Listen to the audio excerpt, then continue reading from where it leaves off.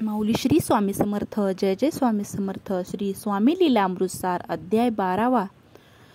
श्री गणेशाय नमः. श्री स्वामी समर्थाय नमः.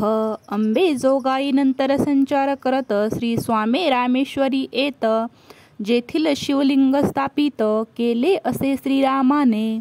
अधिकार त्या शिवलिंग पूजेचा होता जो मूळ पुजाऱ्यांचा. हाती उपऱ्यांनी घेतला स्वतःच्या. मूळ पुजाऱ्यास दूर करती चालविला छळ यात्रेकरूंचा. गर्भागारात प्रवेश न करू देत साचा.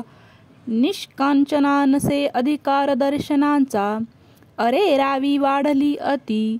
मग लोकांनी एकत्र येऊन राजपत्रांकित सनदापत्रे मिळवून नृपाकडून न्याय मिळवून झाले मूळ पुजारी अधिकारी.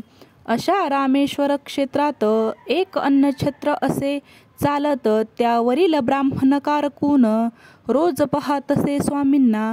म्हणे आज झाले 3 दिवस स्वामी क्षुधाक्षमनार्थ कोठे गेले नाहीत. नसे जवळ काहीही. जाणले असे अधिकारी विभूती. सन्मुख येऊन करी विनंती. मी येथे रोज आपणाप्रती अन्न घेऊन येईन. काही दिवस जाऊन आता वृद्ध झाला कारकून. दुःखी संतान नाही म्हणून पुत्रासाठी हट्ट केला स्वामींशी.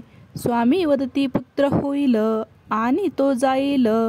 कारकून अर्धवट ऐकून सुखी झाला मानसी. स्वामी कृपे त्या पुत्र झाला. मना माझी तो आनंदला. पत्रावळी ठेवणे न भूलला. स्वामी मात्र दिसतीना. 7 वर्षाचा काळ गेला. वृद्ध कारकून म्हणे सुताला. स्वामी पदी पाहिजे घातला. यती न दिसती काय करावे. एक दिनी तो यतीस पाहात. उभयंता पुत्रास हाक देत. दुरुनी म्हणे तो ब्राह्मणसूत. यतीसी पाहता मृत होईन. तरीही पित्याने त्यासी ओढून आणले स्वामींपाशी. पुत्र म्हणे नका मारू मजशी. धिप्पाड होऊनी मृत झाला. स्वामी म्हणती नको शोक. झाडावरती पिसाच नैवेद्य भक्षक. तोच झाला तुमचा लेक. मिळाली मुक्ती तयाला.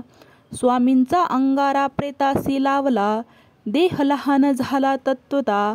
मग त्यांचे अंत्यविधी करता शोक होई माता पित्यांसी. मग काही वर्षांनी ब्राह्मणाने करता विनवणी.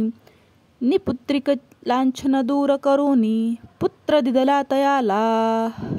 इति श्री स्वामी लीलामृतातील ब्राह्मणाला पुत्र दिल्याचा 12वा अध्याय संपूर्ण.